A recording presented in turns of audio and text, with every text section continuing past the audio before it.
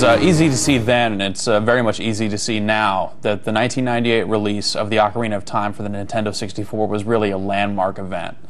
The game, really successfully took what had traditionally been kind of a top-down 2D series, and it, kind of remade it for the polygonal generation. And it did so, incredibly well, establishing a lot of really great gameplay systems that many other games have used as a result of the success of the game. Now, we're getting The Legend of Zelda: The Wind Waker for the GameCube, and it's really more of a follow-up to the Ocarina of Time than anything else, kind of reusing a lot of those same gameplay systems, but moving everything a step forward. But what really sets The Wind Waker apart from the Ocarina of Time, or really any other game on the market today, is just the high level of polish and production value that goes into the game. The game takes place in a huge water-filled land that is also comprised of a series of islands. You start out on Outset Island, and you're a kid kind of coming of age, and it's your birthday. The tradition on the island is that on this specific birthday, you kind of don the green clothes of the hero of time, who is actually Link from the Ocarina of Time. So you get these clothes, you walk around looking like Link. Shortly thereafter, a bird kind of flies in, this giant bird carrying this small girl, and the bird's being tailed by a pirate ship who's kind of trying to shoot the bird out of the sky.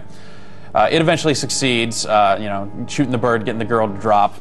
A few events take place, and the short of it is that your kid sister gets kidnapped by the bird and taken away. So you, being the kind of a young adventurer type, take up the challenge to get her back, and you team up with the pirates, who agree to give you a lift to go after the bird. From there, of course, things expand, and the game actually begins at that point to kind of tie back into the kind of the classical Zelda storyline. You'll see a lot of kind of familiar themes from the previous games in the series. You'll even see some familiar locations and characters. And of course, as you might expect, as the game reaches its final conclusion, the very fate of the world does eventually hang in the balance. You control this game very much the same way you controlled the Ocarina of Time. A lot of the controls are pretty much identical.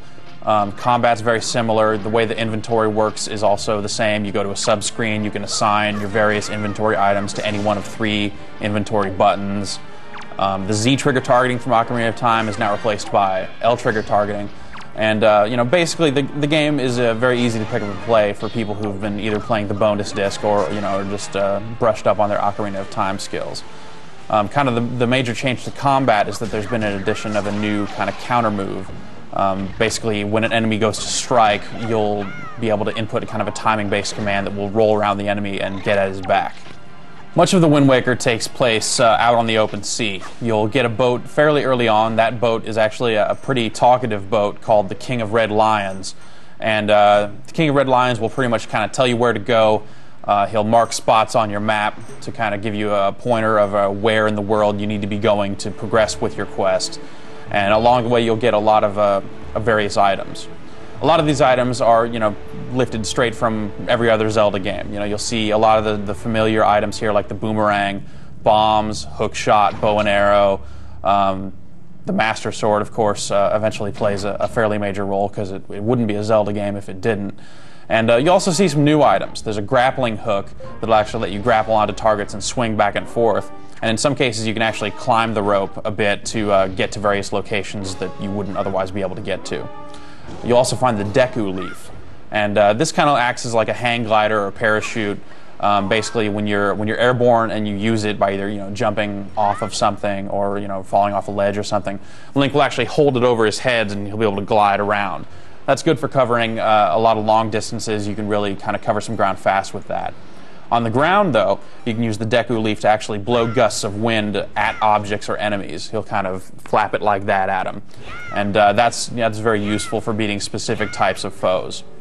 The game also has the Wind Waker itself, which essentially replaces the Ocarina from the Ocarina of Time. The Wind Waker is a conductor's baton, and when you use it, you'll see a musical staff kind of pop up, and you'll have to hold in different directions to actually conduct various songs. As you go through the game, you'll learn a few different songs, and some of these are very useful. One of them will turn day into night and back again. One will let you warp around to different spots on the map, which is very useful because the sailing itself can actually grow pretty tedious if you have to sail, all the way across the map to get somewhere. So the warp song, definitely takes a lot of the tedious nature of sailing out of the game completely. You'll also be able to control the direction of the wind, which is very, very important in the game. Having the Wind Waker right in the title, wind does play a pretty major role throughout. Especially when sailing, you'll have to make sure that the wind is blowing with you to make sure that you can get there as fast as possible. And some of the game's other puzzles, jumping off of stuff, you want to make sure that if you're going to be gliding somewhere that the wind is with you. So the Wind Waker really kind of comes into play just as much as the Ocarina did in Ocarina of Time. It would be incorrect to call the Wind Waker a difficult game. The game is actually quite easy in most of its segments. None of the game's dungeons ever get really as devious as the Water Temple did in Ocarina of Time, which really made you had to kind of think spatially to make sure you were going to the right place and doing the right thing. These dungeons do have their own sets of puzzles, and some of them get a little tricky, but never the sort of frustrating, like, oh, what do I got to do next sort of stuck sort of puzzle that you'll encounter in other games. The game's boss fights also follow the classic Zelda formula. Basically, you'll enter a dungeon. Over the course of progressing to the end of that dungeon, you'll acquire an item, and then you'll use that new item to defeat the boss. So the boss patterns are fairly straightforward, and your character is pretty nimble, so you can really kind of hop out of the way of things pretty easily. And given the tight nature of the control, combat is really a breeze here as well. So none of the boss fights are particularly challenging. Of course, the final confrontation, a multi-staged boss battle, does kind of up the ante a little bit. It is a little bit more difficult, but even that is surprisingly easy to get through.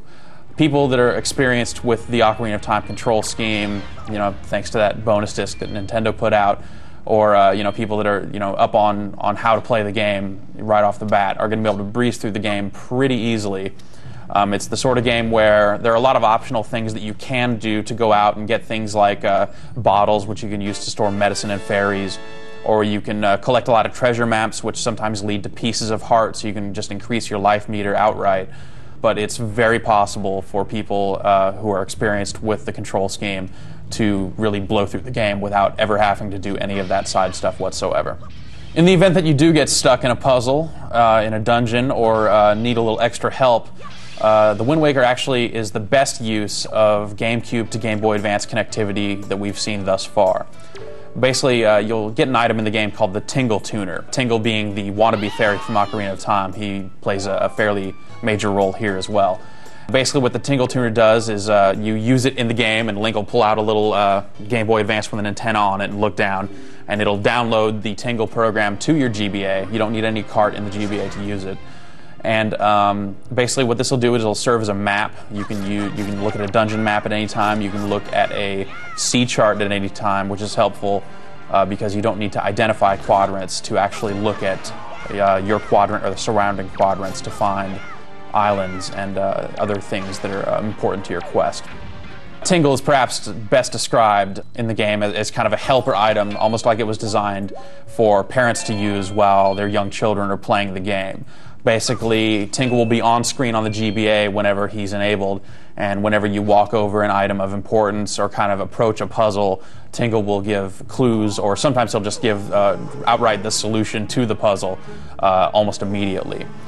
Tingle can also be used to replenish your health. You can drop bombs, you can float over objects for a set period of time, and do a few other little things, and those things will cost you a few rupees here and there, but you shouldn't really ever actually need to rely on any of those items as the game rarely gets difficult. Also, Tingle's abilities are disabled during boss fights, so there's no way to get an unfair advantage that way, which is a nice touch because the boss fights are really kind of the meat of the game, and being able to refill your life at any point, depending on how much money you had, would actually completely spoil every single fight in the game. With or without Tingle, experienced players should be able to blow through the game at around the 15 to 20 hour mark. Now keep in mind that that's skipping a lot of the extra stuff that you can do in the game.